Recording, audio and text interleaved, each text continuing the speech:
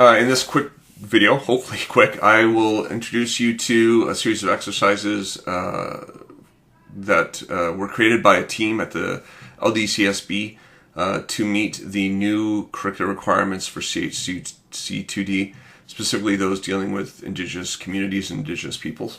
Before I go any further, I should note that the LDCSB serves students who reside on the traditional lands of the Chippewa and the Thames, Oneida of the Thames, and the Munsee Delaware Nation.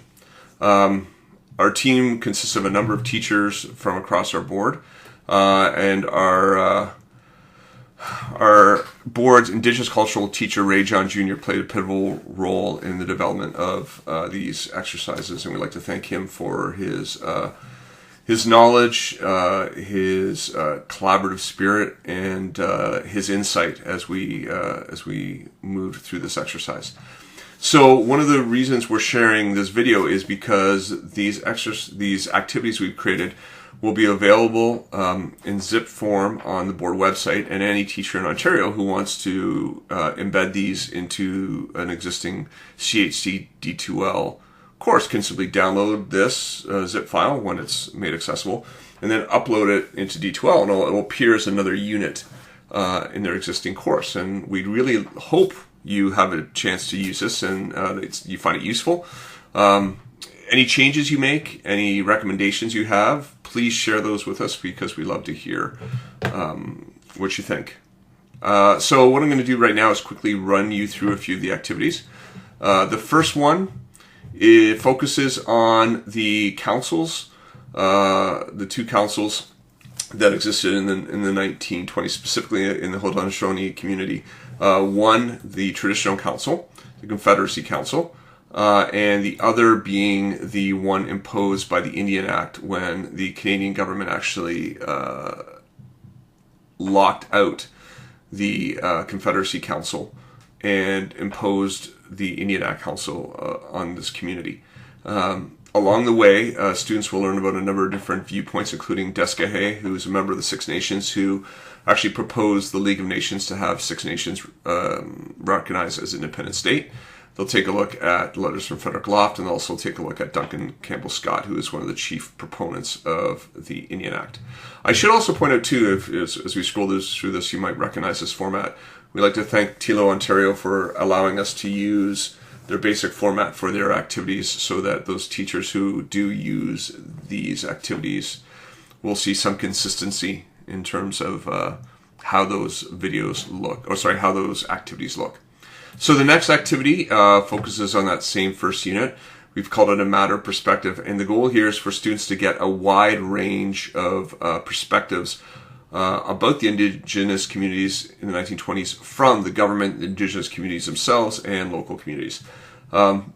This exercise, I think, represents one of our attempts to balance the need to go local in some activities, which you'll see especially later on, and to also represent or to give students access to resources about the experiences of First Nations communities across Canada. So what students will do, as I just go through these quickly here, these pop-ups, they will take a look at a number of different sources that existed at this time, the Nook of the North, or other famous one, the League of Indians of Canada, a number of different sources. And what the students will do is they will use this triangle, which, if you're a history teacher and you've worked with historical thinking concepts before, you may recognize this, which will help them organize their thinking to demonstrate which of these three groups they believe had the greatest influence on how Indigenous communities were perceived in the 1920s in Canada. The next exercise will focus on cultural genocide, and it's focusing on 1929 into 1945. And one of the reasons why we chose this time period, or the two members of the team who are working on this chose this time period, is because it allows students to also take into account what they know about the Holocaust and what they know about Japanese internment, to get a better understanding of these terms that are going to be introduced to systemic racism, genocide, culture, and cultural genocide. And we also note the fact that while genocide certainly has a formal definition according to international law, cultural genocide does not. was removed from a UN draft that was dealing with this very issue. And so as students consider the sources provided, one of their goals is to identify whether or not, or to identify which terms they feel best represent what the Indigenous children experience in residential schools during this time period. The next exercise is a living graph or timeline with attitude, which I guess similar to the last exercise deals with a lot of different sources over a period of time, so 1945 to 1982. And if you've ever had your students complete a timeline with attitude or living graph, I'm sure you're familiar with the concept.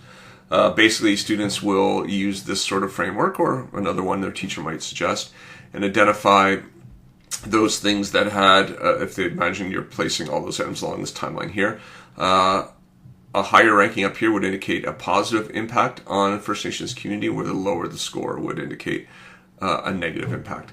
And so they're going to take a look at a number of different sources from this time period, including the right to vote for status Indians and Inuit sled dog killings, and a number of different sources that we feel or we hope give an understanding of the experiences generally of various First Nations communities as they were dealing with their relationship with Canada and specifically the federal government.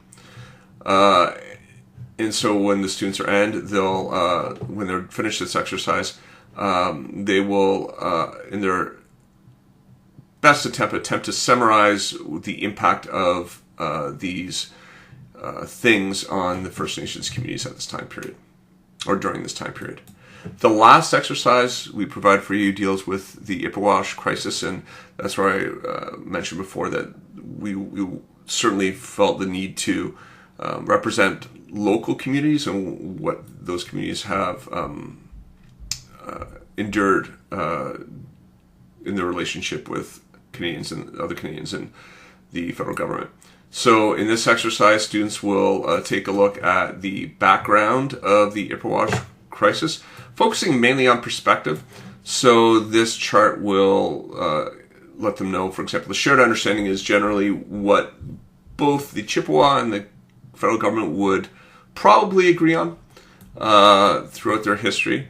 And then the two columns to either side of that middle column indicate how that particular group viewed that shared understanding. And this focus on perspective continues when students take a look at the death of Dudley George. Unfortunately, because I'm a teacher, I can't actually show you the quiz as students see it, which is one of the odd things about D2L. But essentially what students will be asked to do is they'll be presented a series of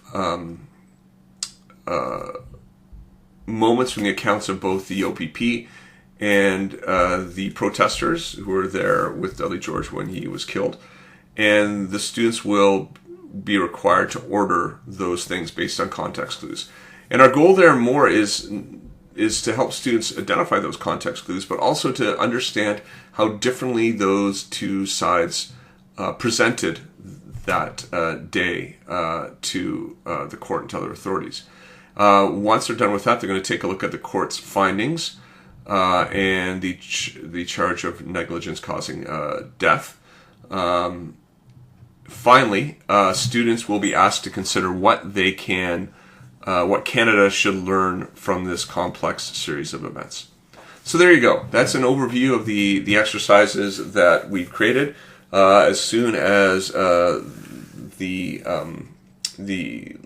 zip file is ready to go, which shouldn't take too long, we'll post that on social media and other forums so that teachers in Ontario can download that and access and add that to their D2L course. Okay, thank you so much for listening, and let us know what you think.